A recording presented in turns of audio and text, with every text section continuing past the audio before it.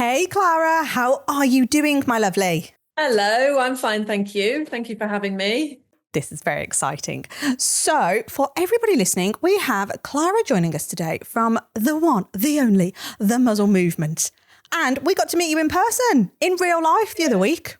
Yeah, it was so lovely to meet you all. We had such a good time. So, yeah, you can hear my dogs in the background. I did shut one of them out, but he's just let himself in. So, It's fine. It wouldn't be a dog business podcast without a dog in it. So, it's all good. It's all good. Let's get invaded. Indeed. Indeed. So, for those people who are listening who may not have heard of you, which I find a bit weird, but they may not have, tell everybody a little bit about yourself. yeah. So, my name's Clara. I founded the Muzzle Movement in April 2022. So, my life prior to this, I was a senior training and behaviour advisor at Dogs Trust. So I was working with some of their most challenging dogs in their care. So dogs that had really quite complex behavioural needs. And I have a master's from the University of Lincoln in clinical animal behaviour. So I was doing all of those things, working with lots of dogs that needed muzzles or pretty much all the time. And I've also had a dog at home that was wearing a muzzle full time, and I didn't like any of them. So I had a few things that I wanted from a muzzle, and I was like, oh, I think I could just make one. It can't be that hard. And then from there, I posted the one that I'd made on Instagram, and it just spiraled. Like it just, it exploded very quickly. And I was like, hang on a second. I think there's a bit more to just making a few muzzles for the dogs that I care for and friends. And then since then, we've sold over 20,000 muzzles all over the world. And we've grown a huge community of people that are sort of out there educating the public about different reasons why dogs wear muzzles. And yeah, so we've had a pretty rapid growth in very little time at all. And we've had to learn a lot very quickly. Yeah, I can imagine. Because did I see on LinkedIn you've surpassed was it the £1 million mark? Did I see that? Yeah. So we have this year so far. So December to now, we're in December, we're on 1.2. Wow. To profit, I just want to add, because sometimes people are like, oh, they make so much money and it still takes them so long to do things. And I'm like, that's because everything's reinvested. We don't take anything away at the end, so yeah, we were chatting about this at the ABK conference, weren't we, about all that investment and how, but it's just so important, like to get that business to where it needs to be. Without it, it's not going to grow, is it? So no. It's definitely. I'm intrigued about when you said you made that first muzzle. How? Like with what? Just have stuff hanging around? No, I don't know why I don't know. I'm like that kind of delusional where you think you can do absolutely anything. So I was like, right, I can make this. I'll just hire somebody on Upwork, and they can, design a CAD for me. I'll find somebody that 3D prints. They can 3D print it for me. And then, that was the first muzzle that we did. It was 3D printed. Right. They're injection molded plastic, but yeah. We started off 3D printing them. Right. So that was big in itself there. When you say, we just made one muzzle, it was like, no, you actually went through a whole process to get that first muzzle in the first place, that almost like that prototype one. And then my question to you is, because I used to work in rescue as well and dealt with muzzles a lot and had exactly the same view of you as you on muzzles. What was it particularly about the muzzles that were out there or still are out there that you didn't like? Yes, so I think there was a few things. One, they were all black or they were all brown. So I was like, I don't really want my dog to look more scary. I want him to look, like he's just like any other friendly dog that's walking around, or not necessarily friendly, but not to be avoided at all costs necessarily. Another thing was I wanted to be able to feed my dog through the muzzle really easily. So we were doing lots of training from the very beginning. So he wasn't comfortable with strangers or other dogs. And we wanted to continue working through that, but he found it so frustrating getting the food through the front of the muzzle that he actually didn't enjoy training whilst muzzled. And that made it really difficult to work on his, interactions with people or interactions with dogs, because he was like, well, I have to have the muzzle on to keep me safe, but I also now don't want to take food. So that was a huge thing. And then the final thing was I needed him to be able to pant. So panting is something that dogs need to be able to do to regulate their body temperature. And it's a normal, natural thing for dogs to be able to do. So preventing them from being able to pant is limiting their ability to regulate their internal ecosystem, but also express body language in the same way that they would previously. So that was a huge one for me. And there wasn't very many muzzles out there that were providing dogs with the ability to pant in fun colours and with a treat hold. So I was like, I can make one of those. Yeah. I love it. So the colours thing is obviously a big signature of yours, isn't it?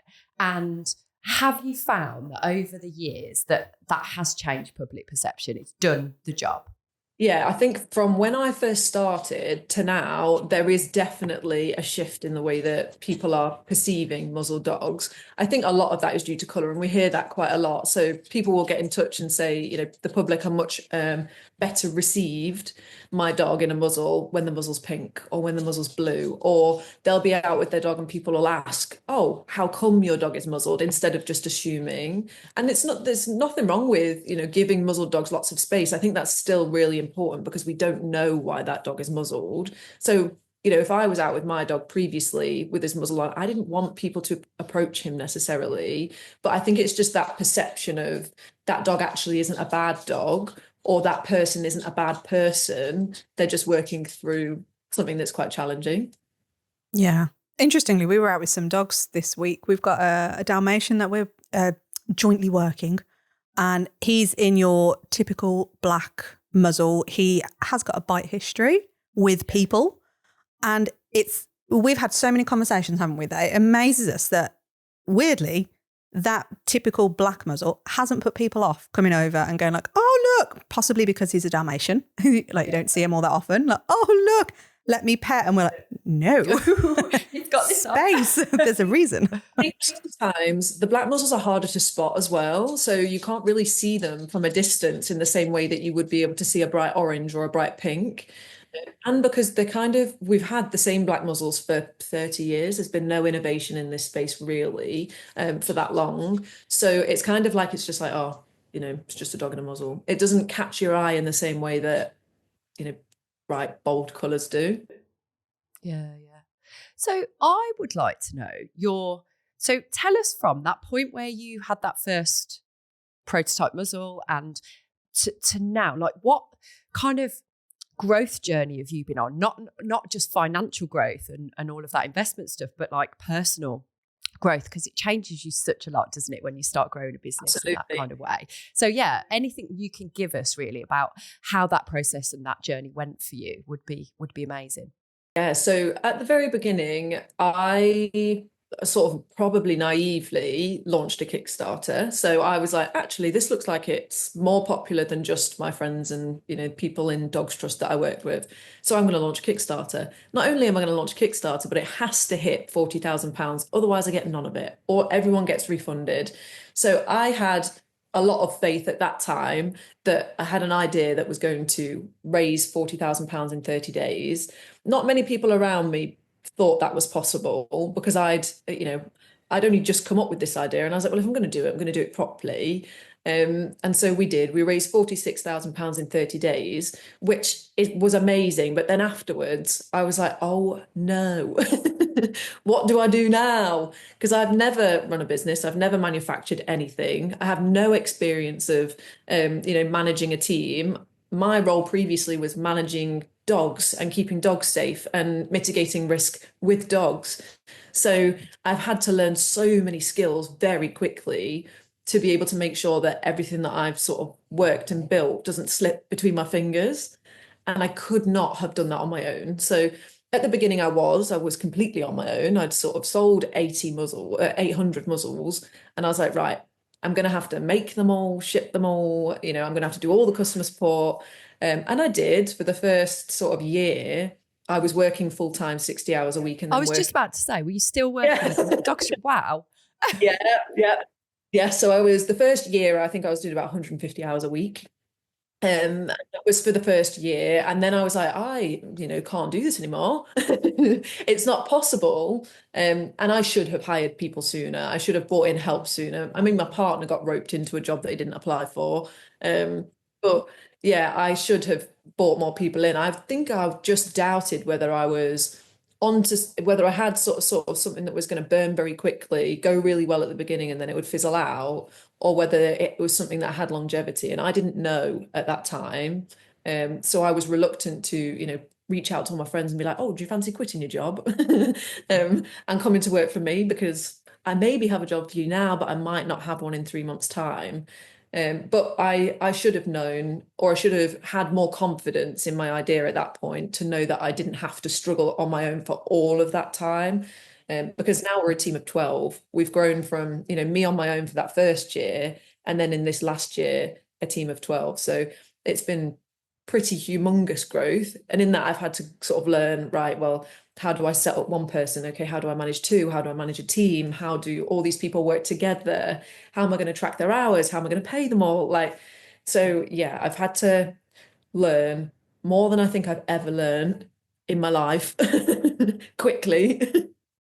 It's fun, isn't it? I love the learning curves of being in business. A lot of people don't, but I think when you're super passionate and you enjoy the thing that ultimately you're putting out, and you believe in it as well, like you believe in that product and service that you're putting out, then I'm guessing if you were doing 150-hour weeks, it never felt like work. Even with all those hours, it's no, there's a stronger pull behind it. That's it. Yeah. From the very beginning, I just wanted to support muzzled dogs. I didn't really care whether I built a big business. I wasn't in it to make loads of money and, retire on a farm, although I would like that. We'd all like that. No, my goal was never to build a brand that was going to turn over 1.2 million in its, just the end of its second year. But I think that the drive to give dogs better muzzles was all it took to build something that was really great. And I think that's what I found. A lot of the businesses that I've met really have that key core belief that carries them through everything that's challenging, because we definitely had challenging periods. And I think if I didn't have to sit there and think, but all of these dogs rely on me to provide them with these muzzles that are going to keep them safe, I don't know whether I would have had the motivation to continue pushing as hard as we've had to push. Yeah, that's really interesting to hear that, because this is something when we're working with our clients in Canine Business Academy that we always get them to think, what is that purpose behind the business? Why do you do what you do? What gets you up in the morning? What lights you up? And I think if you don't have it, we've certainly got it with Canine Business Academy, which is the reason we created it. And it, there are some weeks where we're working ridiculous hours, day and night, and especially with the book launch and everything recently, but it never feels like work. And I really feel like it shouldn't if that drive is so innate inside you. And that's why we push people so much, because a lot of people go, I don't really know. And it's like, you've got to know. You have to know why you do it, because people that get to work with dogs, you don't just do it because it makes you loads of money. That isn't the reason why people get into it. So you've got to search your soul and almost be like, what is that pull that's making me do it? So I love hearing that. It's nice. And I feel like I do want to loop back to what you said as soon as we opened this episode, because that was a very, very, very quick caveat you threw in going, it's turnover, it's not profit. And for me, it makes me sad, being completely honest. It makes me sad that we feel that we have to do those caveats, because why? And I don't know if it's definitely very prevalent in the dog industry. I think there is so much, I don't know, it's almost like this emotive topic, isn't it, when you start talking about money? And everybody who's been listening and to us for a while and knows us, I love talking about money. It's amazing. The whole, it shouldn't be this dirty thing that we all think it is. And it just really made me sad that you so quickly had to caveat that it's not profit. Because I'm like, well, it doesn't matter. It doesn't matter if it's profit, or it doesn't matter if it's turnover. The fact that you've done 1.2 million in a 12-month period. Yeah, well, not even 12 months. Yeah. It's absolutely insane. Yeah. And we should be stopping and celebrating successes like that. We should be stopping and celebrating anybody who is able to run a business that provides such an incredible service And it shows. It shows with the money bit because, yes, any sensible business person out there would absolutely reinvest because you've got a machine that needs working. Like if you think about, I don't know why people always use like sausage machines, but it's an analogy people are used to. Yeah, a sausage machine. Like if you stop putting the meat in, then you're not going to get any sausages out, are you? No, I suppose So not. it stopped working. So for your business machine to keep going, you've got to keep putting that investment in, which you have to have a business that does bring in the money because that's the meat. Okay. It is. And yeah, I don't know. Sorry, I wasn't having a go at you saying like, don't do that, but like celebrate it. I was very happy for you. I would love to, but we have been treated aversively previously because, of course, I mean, if your listeners are in the UK, you know that there was an XL bully ban at the beginning of this year, which was devastating for 58,000 dogs and all of the people that were associated with all of those dogs. And a lot of our very rapid growth happened at the same time. And it wasn't just directly because of the XL bully ban. There definitely was a huge impact on our business because of the XL bully ban, but we've maintained that growth. We're 12 months after now. And that ability to maintain growth was not necessarily because of the bully ban. That was because of all the groundwork we did before. But we are not very well favoured when we shout about how much money we've made this year because it feels like we aren't being very empathetic to all of those people that have been impacted by the XL bully ban because, a lot of them did purchase our muzzles. So we have been punished, I suppose, for being really open and shouting about how well we're doing. So we do teeter, which I don't, I agree. I think it's amazing that we've been able to do as much as we've been able to do. And I think like that's no mean feat. It's a huge percentage of businesses that, don't ever get to that figure, definitely not in the first 3 years. So yeah, but yeah, we have been punished, specifically our business. That won't happen with every business. I think we were in quite a unique set of circumstances that sort of amalgamated together to slingshot us into the front of everyone. And part of that was the XL bully ban. Yeah, but and I understand why people would have done that. I'm not agreeing. In fact, I'm definitely don't agree with it. It's like I think it's atrocious. However, for me, a business that can sustain and grab the opportunities that are out there, maybe grab, people won't like that word, but do you know, like spot the opportunities and go, do you know what? I have a solution to that problem. It's not it's a money-making scheme, because that's where that purpose bit and that integrity and that ethical awareness within ourselves and within our business has to shine through, because we go, well, hold on, we actually have a product here in these muzzles that is going to support this movement that's happened. And regardless, even if you didn't exist and you came about because of the bully ban, we're going, well, again, I've spotted an opportunity to help, to provide, here's a solution. You're not ramming it down anybody's neck. People have the opportunity to say, no, thank you, I'll still go with this one. It's just offering a solution all the time. And it's something that we hear it quite a lot in Facebook groups with just dog trainers in general, going like, how dare you charge for your services when that poor person over there is really struggling with that dog, and that dog is potentially going to be put to sleep or rehomed, and you have the ability to help them. And our stance on this is going, well, if I did that for every single case that's out there, who's going to benefit? So those select few may benefit, but the masses certainly aren't going to benefit. We say all the time, like, look at Canine Business Academy. We feel like we provide ample amounts of free services. Like this podcast is a good example of that, which is an incredible investment on our part in time, energy, and money. We do free training shows in the Facebook group. We've now got the book out, which, okay, it's a purchasable product, but it's low. It's a low ticket thing.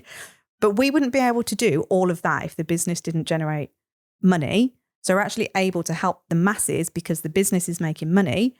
We're in a sane position. Calling us sane doesn't quite feel right, but we're not in a burnt out, crazy frenzy, because we've got the strategy behind the business to keep it ticking over and providing a solution that nobody has to take. It's all your choice. But the more that we are supported by paying clients, the more we can help everybody. And those paying clients still get like the absolute best of the best. They're going to get a shit ton more than the free stuff. But the free stuff and the low ticket stuff can exist because of the paying stuff. That's it. Same as us. If we had said, right, don't worry, we won't make any money from the XL bully ban. We'll just sell all these muzzles at cost, because we love XLs, and we do. And we did loads. We did loads of free fitting days. We did big discounts for people that came to fitting days, people that contacted us with no money. We supported as many people as we could. But if we said, let's not make this a profitable business, let's just support these XL bullies right now, we wouldn't have had another size that fits the even bigger XL bullies. So it's so difficult to try and convey that to people sometimes and be like, but a business needs to make money to be able to continue being a business and be able to support more people in the future. Because I think sometimes, particularly when you're a new business, it's almost like, well, you shouldn't be making money yet. You shouldn't be taking money yet. And I think that's just wrong. I think it's so important that you do pay yourself. You are able to take time off without worrying about it. And that your business is set up in a way that means in 6 months' time, you're not going to be looking back and going, well, I helped all those people, but I can't do that anymore. So. And also, you are going to burn yourself out if you're not earning anything from it and you're putting all this time and energy in, and you're going to be no good to anybody anyway. And then the other thing is, like, you didn't create the muzzle, like, it wasn't you that made this happen anyway. So like Joe said earlier, you're only providing a solution, and what an amazing solution, because whenever, like, we saw you at Crufts and the buzz around your stand was like absolutely amazing. So who else is doing that? Who else is providing all of that stuff? So I think, like, really, really well done to you, because I think it's amazing. And I think it's definitely, like, the name of your business just says it all as well, because it is creating a movement in what people think about muzzles. And I think it's really something to be really proud of. And if that means that you earn some money off it, well, so you should. That's it. Yeah. I thought really hard about the name, because I was like, oh, I could go something, quite mysterious, a bit like Nike, or something that means nothing to someone. But then I thought, actually, no, I want it to be super clear from the very beginning what it is that I do. And I want it to be super clear at the beginning that it's more than just selling a product. It's trying to shift the public's perception of those dogs. So I was like, once I'd come up with the muzzle movement, that was it. I could not think of anything else after that. I was like, you've done it. Well done. It's simple. It says it. Definitely. Well, it's better than our first attempt at what Canine Business Academy was. Yeah. We tried to be a bit revolutionary and a bit hip and trendy. So we were, God, it makes me laugh now saying this. We were called Rebel Core Collective because we wanted it to be like rebellious, like a tribe of people, and like we're all coming together as a collective. And like it was like tumbleweeds, like nobody got it. Obviously, when we look back, we were like, we didn't want it to be really doggy. We didn't really want it to have the word canine in it, but we had to. We were like, you've got to, really make it obvious what it is. So, we learned a lot in those early days. Something I want to ask you. So you mentioned about your growing that team then and that culture bit, which, like, some of the clients we work with, they have a team and it can be a really tricky thing, can't it? So did you have a plan in place? Like, obviously you brought one person and the next person and the next person, it sounds like. So did you have some sort of strategic plan with that? Or was it just like, we'll see how that person settles in and then we'll go in with the next one? Like, yeah. So I've been really lucky. I obviously worked in Dogs Trust. I had a lot of really good friends and connections that I've made from my time in Dogs Trust, both people that were still in Dogs Trust, but people that had moved on. And I knew that those people had the same core values as me. So it was very easy when I said I have a job available, that I knew that the audience of people that were going to see that on my Facebook were people that had the same core values, and quite a lot of them had already been supporting me. So some of them had backed my Kickstarter, some of them had been messaging, for weeks saying, do you need any help? You look like you're really busy. So I was in quite a fortunate position where I didn't have to hire anybody externally until I'd done it a few times. Because I think it's a really big deal jumping straight in and hiring somebody who you don't know how they work. It takes a while to build that trust. So I was lucky, I think, at the very beginning that I had 3 friends that were like, I'm going to drop everything because I believe in this, which again in itself is so important to have people around you who don't just, come to work and get paid, but they're like, this is going here and I can see it and I believe you. Because when you've got people like that around you, it's like, actually, yeah, I can get there. So I was, that's those first 3 hires, I think, is what got us where we are now. Because if I'd, brought people in to do the job, but not necessarily had the same passion, they would have done the job, but I don't think they would have provided me with the same like input and enthusiasm, and they wouldn't have been willing to go overtime, and they wouldn't have been willing to work Christmas in the bully band last year, because we all wanted to support the XL bullies. We needed the muzzles out by the 31st, and we were like, well, the only way we're going to do this is if we're all here over Christmas. Sorry, guys. And they were all like, don't be silly. Like, we'll be there. Of course we will. You can't expect that from people who don't have the same like core passion. So yeah, hiring externally was different for me and difficult for me. But hiring people that I already knew and trusted, I feel like that really did set me up to be able to succeed from the beginning. Yeah, core values says it all, really, because we're hugely believing in that. And again, this is something that we try and encourage our clients to think about, because when you say the word values to people, they're like, what do you mean? Like, the big companies have values, don't they? They like plaster their mission, vision and values on stuff, like Google and Amazon and people like that. And you're like, I don't need that. And it's like, you do need that, because exactly that, when you're growing, when you're trying to get people to see that, like, you shouldn't have to convince anybody. It should be so clear and so obvious that where you're trying to get to, that people just want to jump on board with it and go like, I'm in, like, I'm absolutely with you on that journey. And for us, that's what that values bit is. And also the business decisions should be made off the back of those values. And there's been so many times where we've nearly done things and nearly made bad decisions, and we've gone, it doesn't align. It doesn't fit with those values. We're not going to do it. And I think having that accountability of values is almost like you can blame things on them, go like, sorry, we can't do that because our values say. And I think it's a really nice way to operate, isn't it, when you've got those really strong values? Yeah, absolutely. It's been a really important thing from the beginning. For me personally, I had some, quite strong core values from the beginning, and the people coming into the team had to have those same core values. There was no way that I was going to, me personally, I'm not going to promote the use of aversive tools. I'm not going to, promote dogs with cropped or docked ears. And we had stuff like that from the very beginning that were very clear to anybody that came in the team. If you're going to argue with me on this, it's not going to work. And if you're not going to pay attention to these details that I will not budge on, then it's not going to work.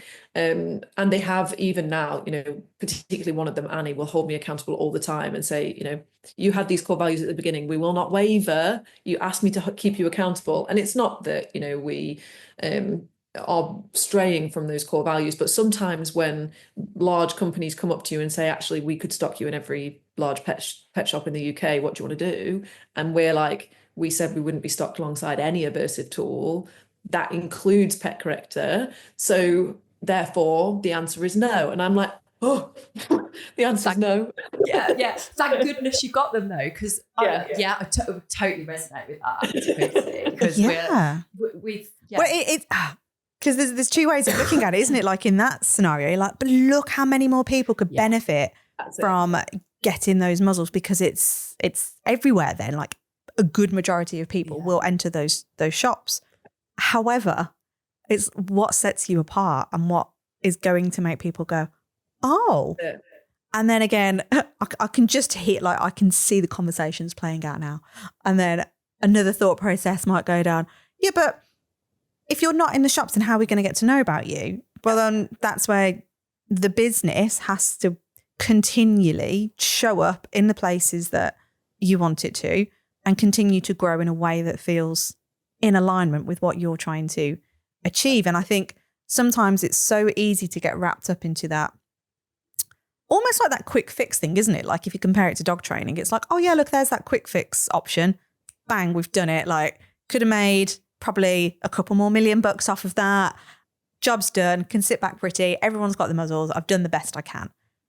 But actually you've got those values, and that is what sets you apart. And that's That's the bit I love. In fact, that whole little segment where you and Vicky were just chatting there, I'm thinking, I've just sat here like a giddy schoolgirl going, I love this. This is making my heart warm and all tingly. I love it.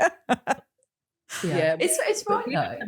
Big debates within our team because, my partner isn't from the dog world, George. He isn't from within the dog world. And he's like, Clara, I don't understand. This is a huge opportunity. How could you not? And then I've got the rest of the team who, 50% of them are ex-Dogs Trust employees at one point. And they're like, no, you're right.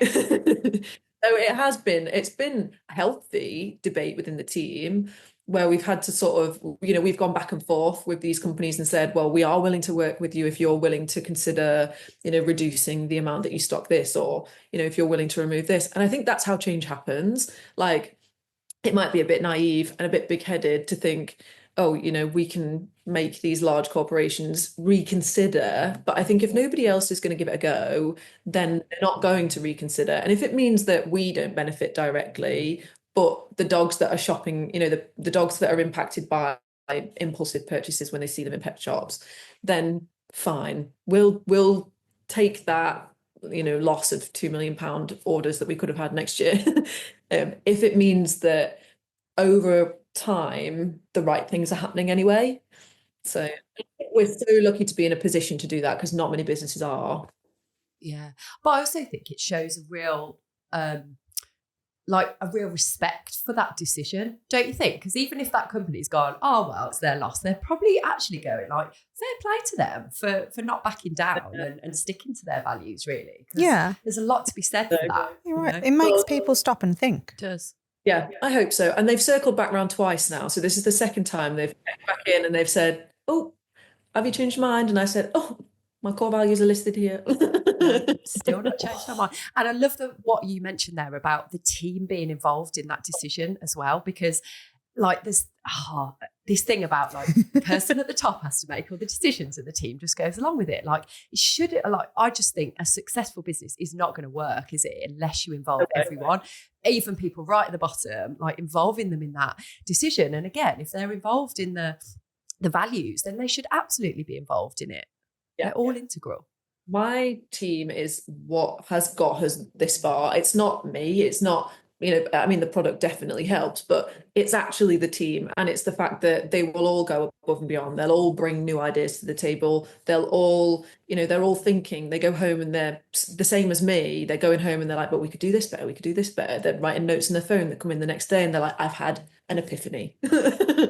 So without them, we would fall apart at the seams. It's easy. So the only way to make decisions is to make sure that we're all making those decisions, because otherwise they won't stay. If I deviate from what's got us this far, I'll lose everybody that's got me this far. So it's not even a possibility. Yeah, I love that. And did you ever have any advice, external advice on that? You did? Yeah, so that was a very yes, definite yes. Yeah. So when I first started, I went to a NatWest accelerator. So NatWest had this sort of accelerator program, and I sort of went along and was like, yeah, I need help. I don't know what I'm doing. I've just quit my job. And they gave me a lot of support. And even every now and then, I'll still get in touch with the mentor I had at that time and be like, so I have quite a big question that I need to, be able to figure out. Can you help me sort of navigate the different processes and how to manage this with the team? Because sometimes I do things that the team don't all disagree with. We've got some quite big personalities. So it's sometimes challenging to be able to navigate, well, we are going to do this thing. Sorry, I know that's not aligning with your personal beliefs, but it does with the businesses, and that's what's important. So yes, I have had to have advice both from NatWest Accelerator and Warwick Manufacturing Group, who've helped us quite a lot. I've never manufactured anything before in my life. So they've been really helpful. I think it's important to have people outside of your people who are in it every day, who can give you an outside perspective on the same, complex challenge. Because we'll debate it in the team and we'll go around in circles and we might come to a solution. But if we don't, I need to look outwards and be like, come on, I need more brains to help me figure this problem out. Yeah, it's exactly like that thing of, I'm a dog trainer and sometimes I can't see the issues with my own dog and it takes someone else to go, all you need to do is this. It's exactly that same principle, isn't it? And it's something we commonly are finding, that it's really hard to step outside of your business because it's your baby and it's everything you know, and you're so passionate about it. And, you know, someone just having their eyes on that business is just it's so useful, isn't it, to have that different perspective. Yeah, absolutely. My mum's counselled me quite a lot. I'm like, hello, mum. Especially at the beginning, you know, I remember debating with my first external hire. I was like, right, which one do you choose? And she was like, it's not up to me. And I was like, but I've got it to 2. I need your help whittling it down, you know, between these last 2. But I think sometimes you do need someone who's thinking of more than, because you're so in it, you're so, you know, you're running at 1,000,000 miles an hour. Sometimes you're not thinking about 6 months down the road, or sometimes you're not thinking about what happened 6 months ago. Whereas somebody externally looking in has that sort of holistic view of everything. When you're in the middle, you don't necessarily lift your head above water and look. Yeah. Yeah. It can be hard to ask for that help though, can't it? I think that's something that a lot of clients that we work with, they struggle initially to even, understand what it is that someone can bring to the table in the first place, and then whether it is going to be beneficial for them and whether it is going to get them to where they need to be. Because it's that leap, isn't it, of going like, I've got to put my faith in someone here, that they know what they're talking about, that they have the experience, or they at least can see it from that different perspective. That's it. Some of the best recommendations I've had, they haven't been groundbreaking, they haven't been revolutionary, but they have come from external people. So I remember when I was first considering hiring someone, somebody external said to me, why don't you hire somebody as a temp? You know, contact a temp agency, trial it out, see how you induct somebody, see what they are actually doing every day, so you've got a better understanding of what the job role is that you're offering people, and you can make sure you can afford it, because temps were actually more expensive than the wage that I would have been paying somebody. And that was pretty groundbreaking for me, because it's not something I'd ever considered. It was all or nothing. I'm going to make my friends quit their jobs, or nothing. I'm going to continue doing 150 hours, or my friends are going to be homeless and on the streets in 6 months' time because I couldn't afford them. So it's somebody coming in and saying, it's not that black and white, actually. There is a middle ground. You just haven't found it yet. And I did. I hired a temp, and I was like, oh, I understand what the job is that I'm looking for. I learned very quickly what I didn't want from a person. And yeah, so it really, you know, those little bits of external advice, that's happened maybe 3 times where I've turned around to George and said, that's the best advice I think I've had in ages. And it's something that I hadn't considered. Yeah. John, I like the fact there that you alluded to, it's almost like a bit of trial and error, isn't it? Because you've got to make mistakes. And I think we are all incredibly naive as human beings if we think that you can avoid them. I mean, obviously, we're big advocates that we invest heavily in mentors so that we can avoid the big pitfall mistakes. And we go like, yeah, I don't want to fall off that cliff. However, I may need to trip over now and again, because you do get carried away and you will get sucked into your world and the success and all the stuff that kind of ensues once you've got that mentor on that journey with you. But I still think it's incredibly important that you do make those little trip ups and you learn from it, more importantly. Because I think the biggest mistake any business can make is you make those mistakes and then you keep trying to do it again and again, hoping for a different outcome. It's like, no, it didn't work for a reason. Yeah. We've had some pretty catastrophic mistakes that we've made to date. And we've always been very fortunate that our turnover has been good enough that we have the ability to make those mistakes. But now we've got more employees, we've got more expenses, we're in a bigger building. We don't have that same flexibility to just trial and error things willy-nilly. So we have to think a lot harder about what it is that we want to get from something. Because this year we threw ourselves at every event. We were everywhere. It cost us a lot of money. Some of those events, we took 3 people, we only needed 1. Some of them we took 1 person and we needed 4. So it was lots of trial and error that cost us on that learning journey. But I think it had to happen. We were comfortable making mistakes at that point, whereas now we're like, right, we have to learn from all that we did and do it better next year, so that we don't just continue just going, oh, but we just have to get in front of everyone all the time. No, we want to make sure we're in front of our people where they are when we need to be. Yeah.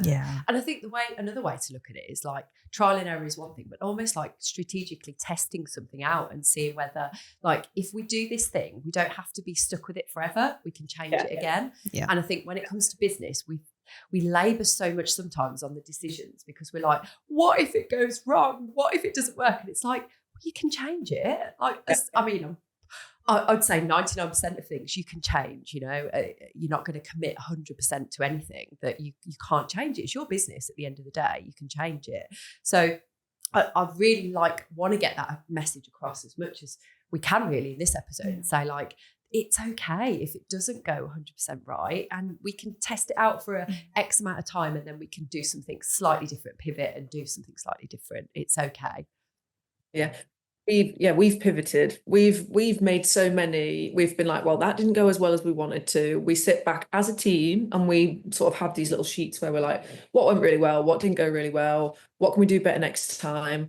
And then we have like a list of actions about the things we're going to do next time. And then we've got a huge team meeting coming on the 10th of January where everybody's in for the whole day. And that's what we're doing all day. We're sort of going, let's reflect on last year. Let's look forward at next year and who's going to be doing what to make sure that this thing that we did last year, we do better this year. But if we didn't, make the time to do that, we would just continue running on the treadmill. And, that's a mistake that I made at the beginning is we were all running at 100 miles an hour because of the XL bully ban. We didn't lift our heads above water for 3 months. So from January to March, we were just making the same mistake over and over and over again.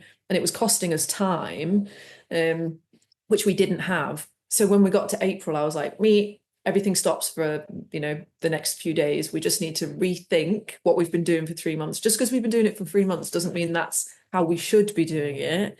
And then that allowed us to have more time, which allowed us to do more and support more people. But we could have easily just sunk our heads in the sand and continued running. And it would have been easier to do that. I feel like the Joker, I can't stop smiling because I love this, reflecting, stopping, strategizing, planning. But I also want to say, this is so relevant, not only for someone like yourself with a team, but also just one person who's running a business. Like if you don't stop and reflect and review and figure out what went well, what didn't, and what we can change slightly for the next year or the next quarter or whatever. It's an essential part of running any business, no matter what size it is. Yeah. So I was actually going to lean in on that because you mentioned prior to doing Muzzle Movement, you were very heavily involved in, were you actually a cab? So I have a clinical animal behaviour masters, but I was never a cab at Dogs Trust. So you can have the masters but not be a cab. My role was senior training and behaviour advisor. So cabs support adopters in homes. So they are working with some really challenging cases, but those dogs are already in the home. Whereas I was working specifically with the same category of dog, but they were in kennels, potentially because they were too, risky to be in a home, or their welfare was too poor, or, there was euthanasia discussions. So my role was specifically those dogs in kennels, but similar sort of concept to what a cab would do in terms of the support plans that we would write. I would just be supporting training teams and they'd be supporting adopters. Yeah. Okay, cool. So what do you think then? Bit of a loaded question this now, isn't it? What do you think for the current state of the industry then? So specifically dog trainers and behaviourists out there, whether cab or not, but the general training arena, what do you think is the biggest failing, I suppose, in terms of how they're running their businesses? This is so challenging because I love to learn. So I really enjoyed some of the talks at ABK that we went to this weekend. I really enjoyed this, YouTube video that I watched the other day. And I think it was Shay Kelly posted something about the reason why aversive trainers are doing so well is because their content is so, captivating. It gets loads of comments, loads of engagement. But a lot of that engagement also comes from force-free trainers who are commenting on those posts saying, you're not doing this right, you shouldn't be doing this, ignore this. but they don't give those same other force-free trainers that good feedback on their posts. So if someone does something phenomenally, it's not then getting loads of engagement like, wow, this is amazing, this is amazing. And I was like, oh my God, that's so true. Like, I don't think I engage half as much with content I love than I do with content that I don't like. So I was like, I'm definitely going to do better at that. Thank you, Shit Kelly. So I think the big thing that we're doing it as, you know, pet professionals is that we aren't giving as much attention to other phenomenal pet professionals as we are to people who we think are, you know, on the wrong side of the camp or the fence, for example. Because I mean, I watched the whole of all of the chats that Joe Rosie did, and then ever since then, all of the people that were in that chat have flooded my feed, and I just think, oh, that's so annoying, because there's loads of trainers that I would have loved to have seen that would never have been in a chat like that, and those people aren't being platformed in the same way. So I think that's a huge mistake that people are making, and it is impacting the reach of people that really deserve that same audience. So that's my 2025 goal, is when I see amazing things from amazing trainers, I'm going to tell them that's an amazing thing. Yeah. I like it. But is that focus on, like, rather than, I don't know, staying in your own lane and just making your stuff even more awesome, it's that we've got to just like focus on that negative stuff and go like, I don't like this, I think you're wrong at that, and it's like, are you putting all of your energies into something like that, and just concentrate on what you're good at and try and celebrate all of that. And I think that definitely the force-free community do struggle with that, you know, to an extent. It's a big bugbear of mine. I think we spend so much time, I'm going to say, hating on others. Yeah. And actually, I don't think it's fair to hate on anybody. I think there's still a lot of conversations to be had around those different methods, and I think there's still it's creating that space to go, do you want to live in constant negativity, and do you want to keep creating a massive void where people are getting lost to the point where your own community, wherever you sit, your own people, and let's just put all dog trainers in the same camp for now. Please don't come down and hunt me down and kill me. But let's just assume everyone's in the same camp now as being a dog trainer. How much nicer would it be to actually have conversations with each other and actually go, if I'm not spending as much time being negative and being brought down, and actually we were lifting each other up and celebrating each other's successes. And, you know, even like going back to what we were saying at the start of this episode, like celebrating the fact that your company has just done this amazing thing. Like we should be doing more of that. And I know for me, and like Vicky and I have had this conversation many a time, that even, God bless our families and we love them to death, but Jesus Christ, like some days the negativity, like, yes, Dad, I know the traffic's bad on that road, I don't need to hear about it for like the millionth time, and it's all that stuff, but it brings you down, doesn't it? And for me, that massively impacts how I show up in my business. I made a decision a few years ago, and this may not sit well with some people, but my family was that negative, in my opinion, that during a 6 weeks holiday, I would spend a lot more time with them because I could, and we were having the kids out and everything. And it impacted my business because I was surrounded by negativity the whole time. I was like, I can't do this. So I actually strategically pulled myself out of it and was like, no, I'm going to stay in my lane. I'm going to do this. I'm going to do that. Yes, of course, I'm still going to see you because you're my family and I love you. But I'm going to start retraining my brain to take things with a pinch of salt and go, right, actually, what can I do? What can I control? And therefore, that's going to help the people that I want to help. Can't help everybody. And I think that almost comes into a conversation about niching potentially, and just going, actually, if you just do your thing, the whole public have a choice on who they want to buy from. On what they want to buy. So you just need to be the best of the best in your specific thing, and away you go. Pretty much like what you're doing, which is why you're in our book as well.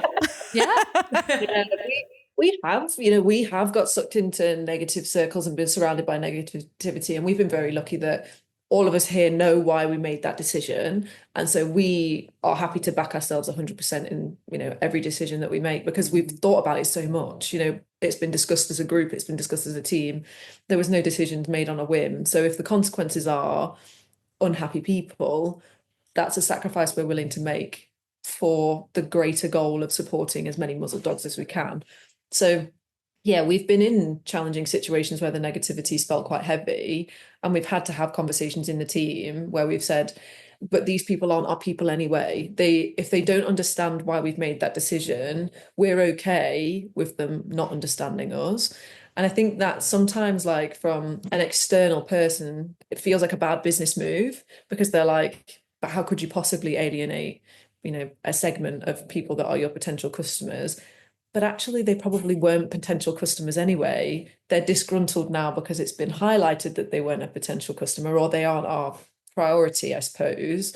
So yeah, it's challenging. It's challenging because you feel like standing on your decisions and being sure that you made the right thing because you discussed it before is still challenging when you think, oh, that was the right decision for us, but we have upset people here and we don't want to be in the middle of drama. So I think there is just drama in the dog world. There always has been, and I worry there always will be. So I think you've got to pick the drama that, if you're going to be involved in any, make sure it's drama that you stand behind.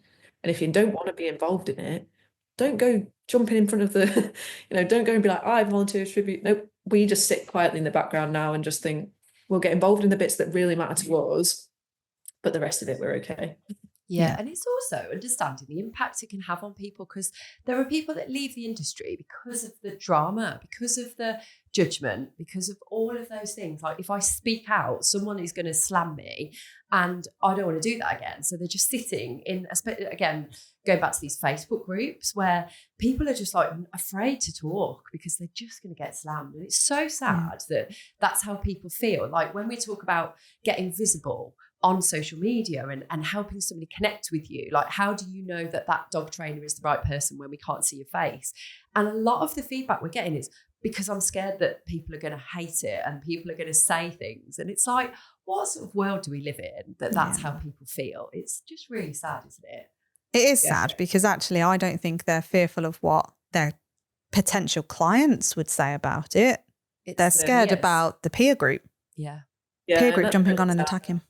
Yeah, that's why I really want to focus on, like, reinforcing all of these people doing amazing things. Sure, like, sometimes we have quite a stringent affiliate scheme. They have to meet quite a lot of criteria before they get on there. And sometimes we have to have challenging conversations with people and say, actually, you've posted a few of these videos that don't align with our beliefs. That means that you no longer qualify for our affiliate scheme. That has caused chaos in the past. But again, part of our core values is that this is the terms and conditions for our affiliate scheme. And I do quite a lot of that, sort of navigating challenging conversations with people who don't align with our affiliate scheme. But what I don't do enough of is telling the affiliates that, like, Chef's Kiss are exactly the kind of affiliate that we wanted, that they're exactly the kind of affiliate that I wanted. So for next year, the goal is definitely to spend just as much time on those people who are doing it perfectly as I do on the people who, I have to have challenging conversations with, because that's better for me as a person, because I love those people. They're the people that I would consider like part of our internal team. And we do counsel them on decisions sometimes.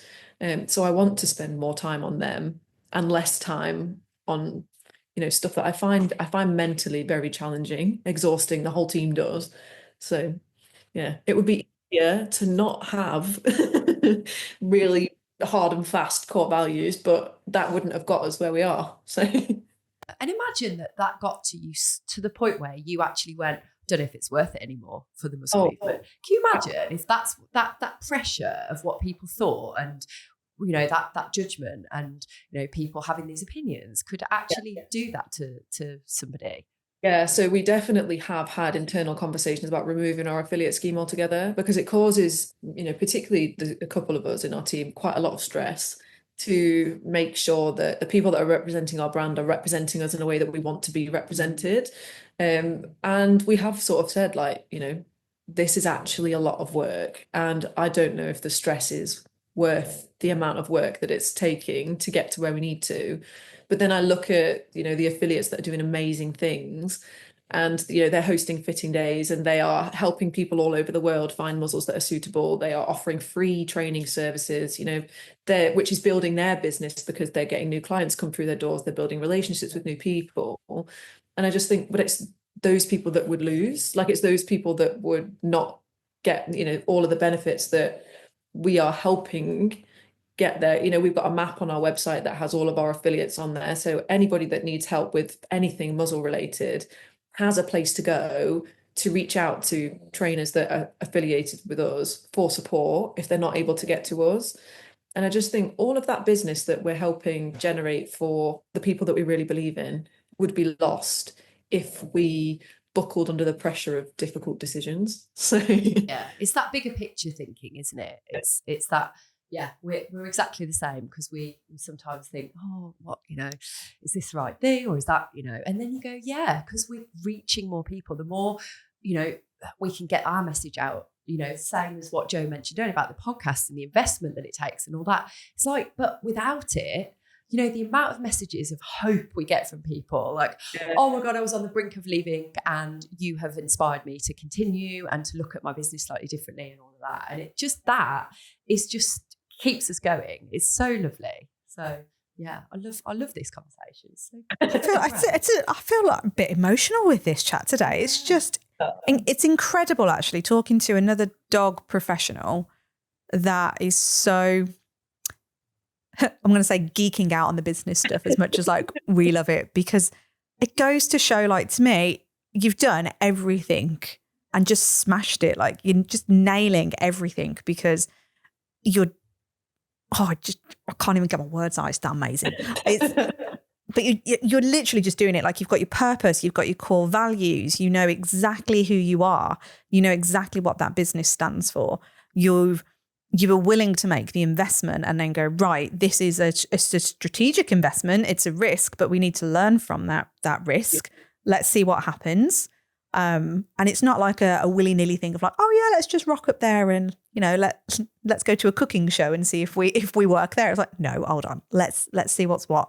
So it's all that strategic investment and all those strategic decisions that have enabled you to get to where you are now and have this amazing team and grow that culture. And I just think it's something that is incredible for this industry. It's incredible anyway, but for this industry, I'm going to go as far as to say, like, it's just unheard of, because I don't think people spend enough time looking at the impact they can have if they get their business right.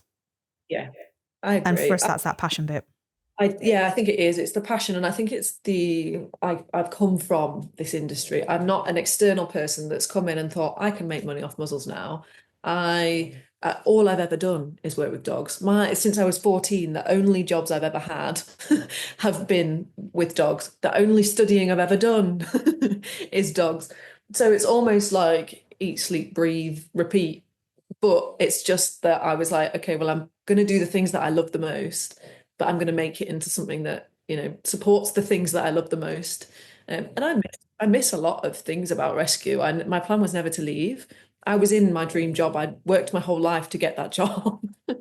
And then I was like, I can't do this job now because this has grown so big. But it's a passion project. I think that's what makes us different to other businesses in the same sort of area.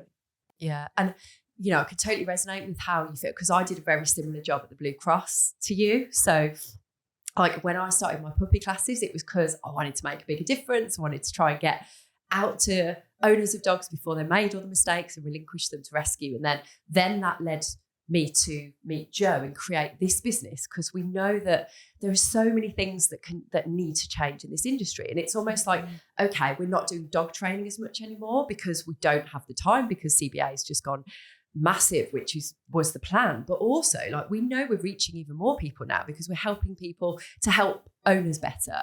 So like you've almost done the same with yours, because you've gone, okay, well, I'm not in that anymore, but by doing this, I'm making a bigger impact on the world, which is so great.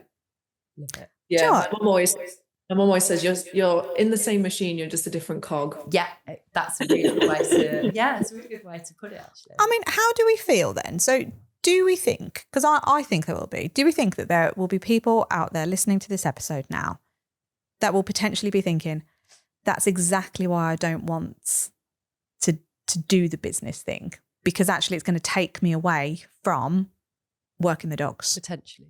Yeah, I mean, a lot of my team said that. The biggest thing that they had when they, when I said, I've got a job, do you want to come on over?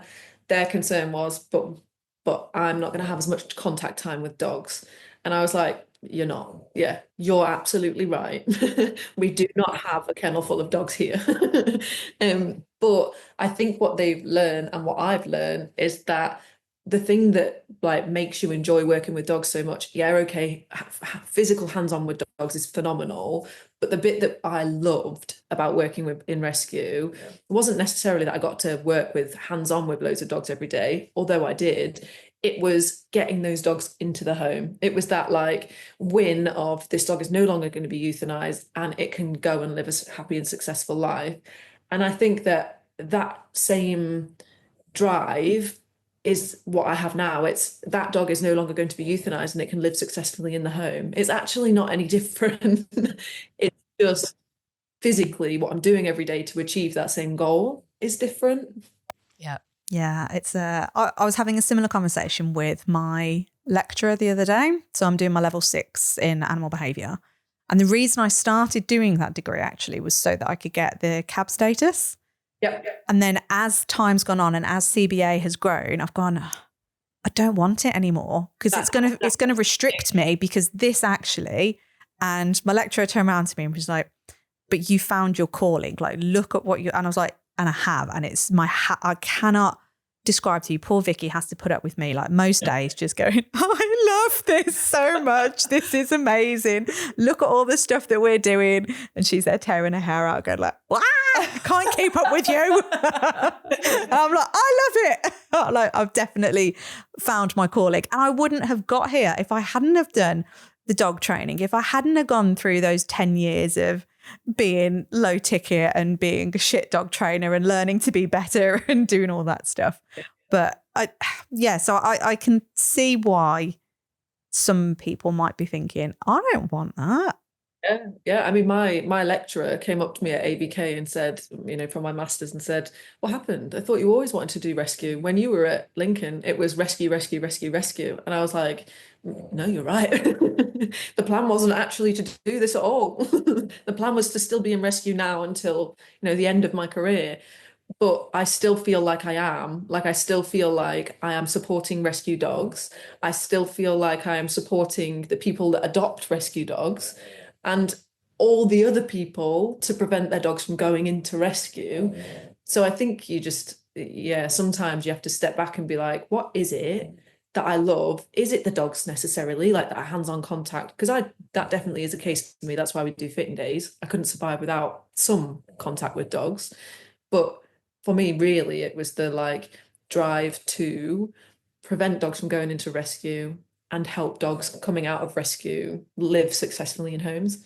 So there's more ways to fillet a fish. I just think you're reaching more people doing what you're doing now. We're reaching more people doing what we're doing now. And I think as long as we remember that, then that will always sit like well with that kind of push and pull internally of going like, oh, the dog thing, because we get that sometimes as well. Although we are doing a little bit of dog training, but not a lot really. I did take on a little puppy the week. I didn't even tell Vicky. I was just like, oh, by the way, we've got a new client. I was like, when have we got time for this? He's a tiny, he fits in my shoe. So cute. So small. But I was like, I needed a little puppy fix and it was fine. So we took it on. We do fitting days for that reason, because as a team, we've all had pretty much every day full with dogs. So to go from every day with dogs to, apart from my dogs that are here every day, which not everybody wants them to be here every day, then, being able to offer fitting days is as much for the public as it is for us and our team. Being able to have that hands-on contact time with the public and their dogs is equally as valuable for us as it is for them. So that's why we do it. And everyone's like, you should charge for that service. No. But I think for you guys, that's part of, I would look at that as part of that human connection piece. and keeping on the ground and, you know, getting that you can talk to us, you can, you know, we are human beings, we're here. Yeah. And I think that does a lot for you, for that credibility bit as well. Yeah, I agree. And I think that it helps a lot of people that would otherwise struggle to get a muzzle at all. You know, like if they don't have the dexterity or they don't have the training knowledge or they're working through behaviors that are so challenging that they just need somebody to tell them that's actually not that abnormal. Because they might not keep that dog otherwise, you know. So I think for us that bit's really important, and that's what we loved about rescue was, you know, making people feel good about the dogs that they have to share their life with. Some of them didn't pick these dogs, you know, some of them had these dogs that are really, really, really complex. And, you know, maybe they've bitten them. We've had people that have come here that have been bitten by the dog that they live with. And they come here and it's the first time that they've been with people who said, yeah, there's plenty of people that come here that have, you know, been bitten by their own dog. You're not alone in that struggle. So it's nice to be able to just remind ourselves, like, the people receiving muzzles are so thankful for those muzzles, because sometimes you don't get that when you're a business. You don't get that positive feedback. People will leave you negative reviews, sure. They don't hang fire on those negative reviews. No. People who love them, they don't necessarily go out the way to tell people, I love that, or at least not publicly. They might when in conversation, but they aren't leaving it on social media. They aren't messaging us privately. So that little bit of contact where we do see people and they say, oh, this is the first time my dog's walked 10 steps in a muzzle ever in its life, is like, we forget. Yeah. Wow. I love it. Oh, I feel like we could talk for hours. We could. So we'll definitely get like a part 2 in, I think. Wow, now that you've like met us, I keep wanting to say Earl. We had a client who sent us a package before and was like, I'm going to call it an Earl packet. I was like, we're there texting each other going, what's an Earl package? He's like, oh, in real life. Okay. In real life, yeah. What, you mean in person? Yeah. It's Earl. Earl, yeah. I don't know. But no, now that we've met Earl, you're not getting rid of us. We're just here. Perfect. And you're printed in the book forevermore anyway. So Yeah, I appreciate that a lot. It's always nice. I think you sort of like on your own little lane, you forget there's other people parallel doing the same thing. And you both have the same mission. And it's nice sometimes for people to reach out and be like, I'm on the same journey as you. Hi. Yeah. So. But it is also that bit about saying, like, you're doing awesome, and we want to tell other people that you're doing awesome. Like, that's exactly what you were saying earlier about wanting to like reach out to people and say, like, that's amazing what you're doing. And it's remembering we do need to do that as humans, and it really helps the other person, because, you know, it's a nice feeling inside, isn't it? Yeah. Right, Clara, we have one more question for you before you go.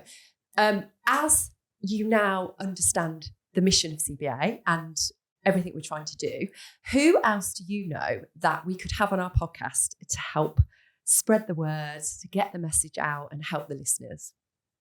So there's 2 businesses that have supported me a lot since the beginning. And I think it's because we have the same similar core values. We connected very quickly. One of them is Perfect Fit. So Perfect Fit, who do harnesses, I can't tell you how many times I've reached out to Ree, who does their social media. I'm like, help me. She's phenomenal. And Tugging Off. So Tugging Off is a dog toy company. And again, like we have been back and forth. I'm like, I need a new customer support platform. What do you use? I've seen an app on your website that is doing this. I need that app on my website. What is it?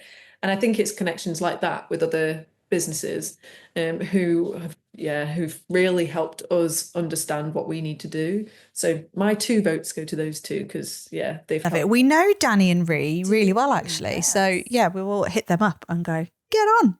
Yeah. They're both real, and they've again got really strong core values. So amazing. So if people want to find out more about the Muzzle Movement, how is the best way for them to do that? Yeah, so our website is themuzzlemovement.com, and our social media, both TikTok, Instagram, LinkedIn, Facebook, is all The Muzzle Movement. So we should be easy to find, because there's nobody else with a brand name just like ours. Yeah. We also, we have on our website, there's contact us pages. So if you've got any more sort of specific questions about anything, muzzle fit, muzzle training, or otherwise, then yeah, feel free to reach out. Awesome. Love it. Well, thank you ever so much for joining us, Clara. Thank you for having me. It's been Love it. amazing. Thank you. Yeah. Oh, thank you.